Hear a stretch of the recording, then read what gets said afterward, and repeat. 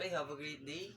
So, since kakauwi ko lang, kakatapos ko lang galing dun sa emergency, kasi nakagat po ako ng aso ko. So, yun po dahil sa takot na yun sa mga nangyayari, sa mga nakikita natin sa Facebook, ganyan. Dahil sa rabies, umakyat sa utak ng tao, tapos yun ganun yung nangyari. So, what I did, at pinush nila ako no na magpa-inject ng anti-rabies. So sa mga wala pong idea paano po yung proseso, dito po mapapakinggan nyo po sa akin based on my experience. So, ayun po, ang unang tanong dyan is may bayad ba sa pagpapa-inject? So, pag nasa emergency ka po, sa public po, wala po talagang bayad yan. So, totally free po, no? So, ang gagawin mo lang dyan, bibilin mo lang, no? Yung mga kailangan, like, yung anti-rabies, may anti-tetanus yata yun, tapos, yung mga gamot po na iinumin mo, 14 pieces po ng amoxiclav. So, yun po yung binili ko. So, unang gagawin mo is magre-register ka muna. So, syempre, i-guide ka ng guard. If there's a question pala na hindi mo alam, don't hesitate to ask a guard. Okay? Kasi yung guard, sila yung magbibigay sa'yo ng advice na ito gawin mo, doon ka pumunta, ito yung next na gagawin mo. So, huwag kang mahiyang tanong, no? Yun, pinaka-importante sa lahat. So, una, magpa-register ka muna. Then, after mo magpa-register, ipapasa ka nila dun sa waiting room na naman, no? Waiting area, para i-assist ka naman ng mga nurse yun or doctors. I-assist ka nila, then i-BP ka nila, tas after ng BP, titimbangin ka nila, ganyan. Then, some question regarding sa nangyari, yun. And after that,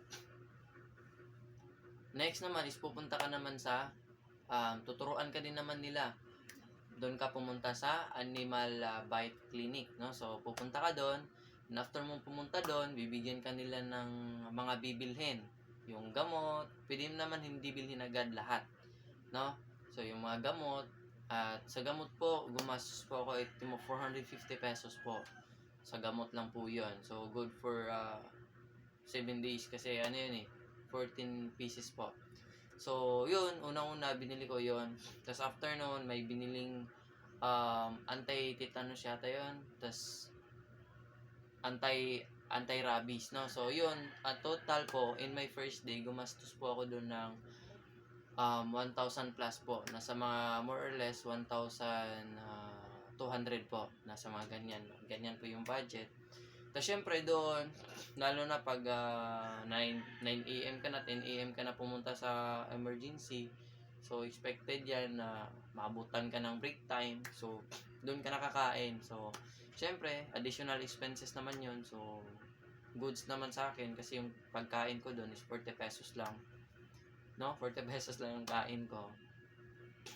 Kasi malit lang. Konti lang din naman yung kinakain ko, no? So, ayun, gastos. Yun lang naman. Tapos pamasahe or kung may motor ka, may sasakyan ka, panggas. Yun lang, no? First day is, yun po yung mangyayari. 3 inject po yun. 2 inject po is parang ano lang, parang slight lang, no? Slight lang. Tapos yung pangatlo, yun po yung ididiin talaga. Pero yung pagdiin naman, hindi naman masakit masyado. Hindi ganun kasakit, no? Kumbaga, makakaya mo lang. At as in, makakaya mo lang kahit sobrang hina mo. Kasi ako sobrang hina ko talaga yung katawan ko. Pero yun, makakaya mo naman. Yan po yung first day.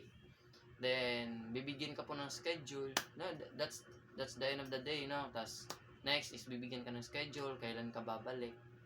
Tapos, kasi may bibigay sa'yo na papel Yun, dun yung schedule. Dun yung petsa. So, babalikan mo naman that date, no? Sa second naman na inject.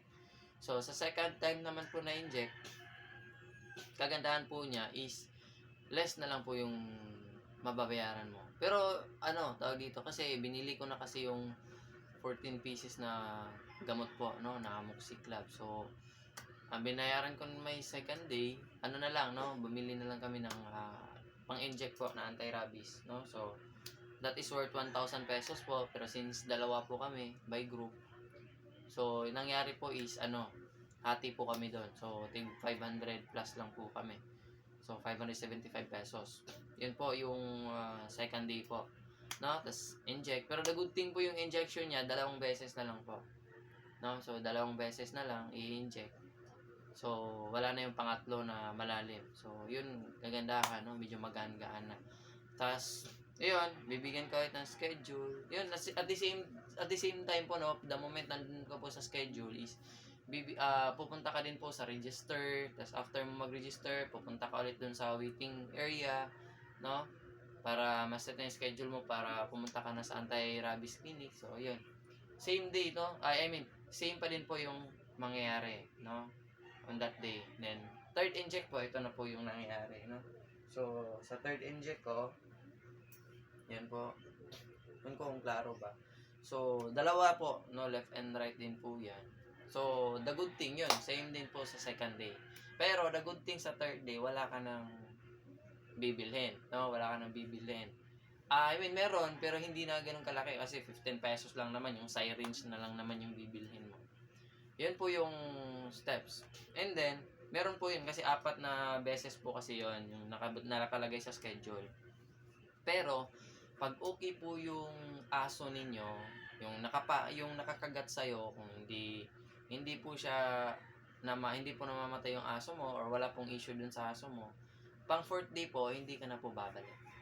Yan po yung good news, no? Kasi, sa 4th day po, ang babalik lang po doon is yun lang po yung mga namatay yung nakakagat sa kanila or may mga nangyari sa nakakagat sa kanila na aso or pusa. Yun na po yun. No? So, yan po yung experience ko sa pagpapa-inject po ng anti-rabies po pag nakagat po kayo ng aso. So, ngayon po, sa panahon po ngayon, pag nakagat po kayo ng mga animals, it's better po talaga no na you need to do safety, no? Prioritize yourself first. Kasi yung pera po, mahanapan naman po yan ng paraan. Tama po? Cellphone nga, naharapan mo paraan bumili ng tig 10,000. Diba? Or more or less, umabot ng 50,000. Health mo pa kaya, sarili mo pa kaya. So, mahalin mo naman yung sarili mo. So, yun, napaka-importante nun, no, na kailangan i-safe mo yung self mo, no? And wag po kayong matakot magpa-inject kasi hindi naman po masakit. Hindi po talaga yung sabi nga nila parang kagat lang ng langgam pero yun nga, no? Iba lang yung kagat ng langgam pero nasa loob siya, hindi yung tulad ng kagat ng langgam na nasa labas. No, so ganun lang, pero mas masakit pa yata yung kagat ng langgam So, yun, totoo po yung mga sinasabi nila. Yung iba naman, yung mga malalakas, hindi na nakakaramdam ng sakit, ganyan. So, yung to do is go to the emergency or go to the clinic, no? Para po ay maagapan agad, no? Kaysa naman, always remember po, no? Na pagsisisi po ay nasa huli. No? Tsaka ka pa ba magti-take ng action pag wala na? 1% na lang yung chance. 'Di ba? Tsaka ka na lang bang magti-take ng action pag may nangyari na. No? So, hopefully na sa mga nakapanood nito,